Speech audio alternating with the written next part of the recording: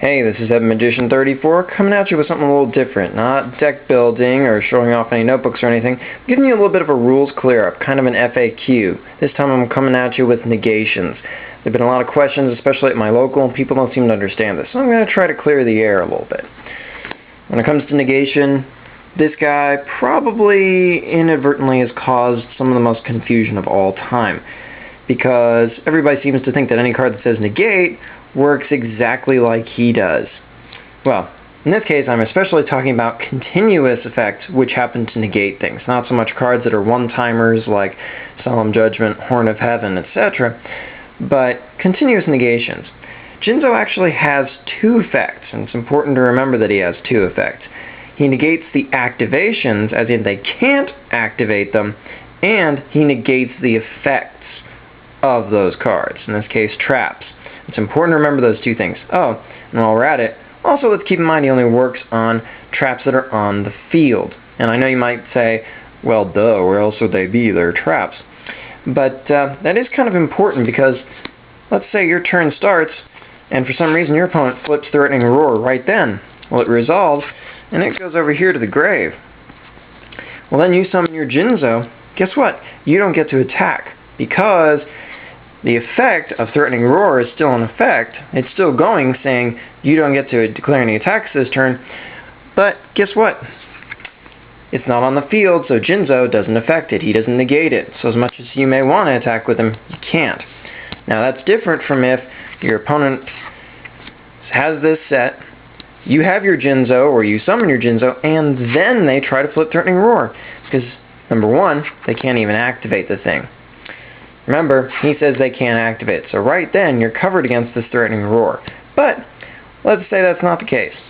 Let's say your opponent flips Threatening Roar at some point in your turn. And you chain, let's say, Return from the Different Dimension. And Return resolves, special summons your YuGiOh. Threatening Roar, already been activated, past tense, we're going to get to that in a second. But guess what? YuGiOh also says he negates the effects, as well as the activations of traps. So guess what? This card doesn't work. So it gets stopped, and you still get to continue with any other attacks you want to do for that turn. See? Pretty straightforward. But YuGiOh is pretty much one of the best catch-all negation cards. Most continuous negation effects are a little different from that. They don't really catch as many cards as he does. Perfect example of that, Royal Decree. Royal Decree says negate the effects of trap cards. And because of that, people seem to think that, hey, YuGiOh negates the effects of traps, Royal Decree negates the effects of traps, they must do all the exact same stuff. But they don't. Royal Decree only negates effects. It does not negate activations or prevent activations the same way YuGiOh does. So there may be continuous effects that stop traps, but they do it in different ways. YuGiOh actually covers a lot more than this guy does. That's kind of important because of cards like, say, this. Icarus Attack. Because this has got a cost. Just like Brain Control, for instance, has a cost, pay 800 life points to activate. Icarus Attack has a cost. It says, flip me to activate me, but also take some winged beasts on your field and tribute them off to the grave. Well, then what you've done is, by flipping this and sending this guy to the grave, that's an activation. Activations just is what you do to put something onto the chain. That's how you make a chain link. Whether it's chain link 1 or 5, doesn't matter. Or anywhere in between. Its effect, which is what this card cares about, its effect is just what it does when the chain resolves. So me flipping this and me tributing this guy to the grave is all the activation. And this card doesn't stop it. It doesn't have anything to do with it. So this doesn't prevent this from putting this here. Doesn't prevent it from flipping face up. Now, when this card tries to destroy two cards with its effect when the chain resolves, yeah, guess what? This says, can't do it. This card fizzles and ends up in the grave. Well, you might say, well, why would I do that? I just wasted two cards anyway. But that could be relevant to situations. It can make a difference. Think about it this way. Suppose I've got two darks in my grave. I got Dad in my hand. That's Dark Armed Dragon for the uninformed. And I kind of want a third dark in my grave to go ahead and summon Dark Armed Dragon right now. Well, if I flip this, I can tribute this guy to the grave, And even though this fizzles, guess what? I just put my third dark in the grave, and I can now summon my Dark Armed Dragon. So it's things like that you need to be aware of. This isn't going to stop that. Now, Dust Tornado, just a quick refresher on this. If somebody flips their Royal Decree, and I chain this, even though this is a continuous effect, meaning all the time when this card's face up, it doesn't actually start doing anything until this card has resolved.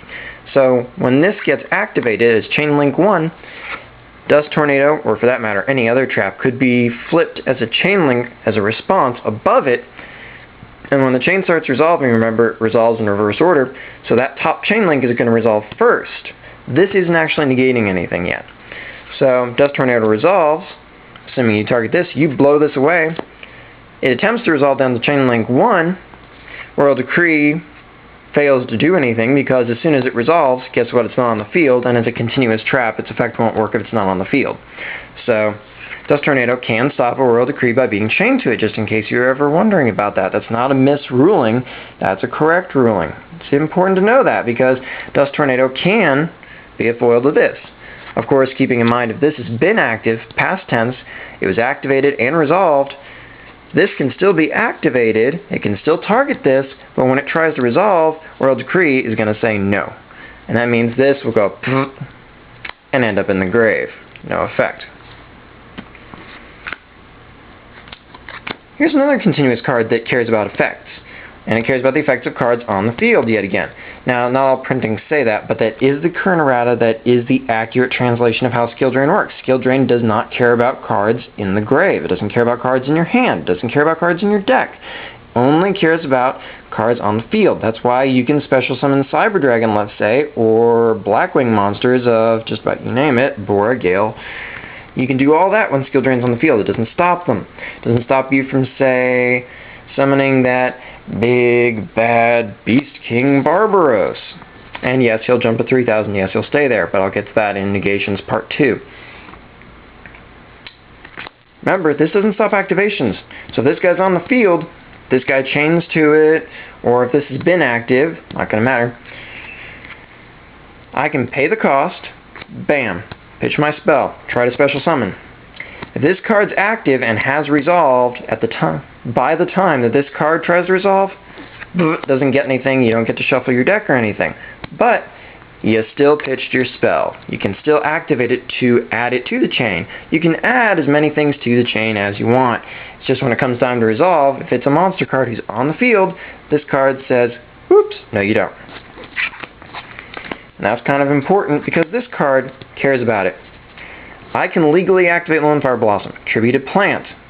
Let's say I attribute the Lone Fire Blossom itself in this case, which is the important part. For this scenario, I'm attributing Lone Fire Blossom for his own effect, just like, say, Exiled Force. Well, that adds it to the chain. This doesn't care about activations. You're good so far. Chain tries to resolve. You get to this link. Well, the effect of a monster card is trying to resolve. It's trying to get its effect. This cares about effects. But guess what? Where is that card? It's in the graveyard. Does this stop the effects of monsters in the grave? No. So does Skill Drain stop this Lone Fire Blossom that's in the graveyard? No, it doesn't. Now, if, say, I had Lone Fire Blossom on the field and I attributed a Dandelion token over here, when it tries to resolve, he's still on the field, so yes, Skill Drain will stop him then. Important to recognize that difference. Same thing goes for Mystic Tomato. He dies in battle and is sent to the grave, that's what his effect says. Well, as a rule, guess what? When his effect tries to activate, he has to have been sent to the grave. That's a condition of the effect activating. So he's activating and resolving in the grave. So Skill Drain doesn't stop Mystic Tomato. Alright, got a few more rulings for you, but I'm running low on time. So I'll see you in Negations Part 2. Rate, comment, subscribe. Thanks. Bye.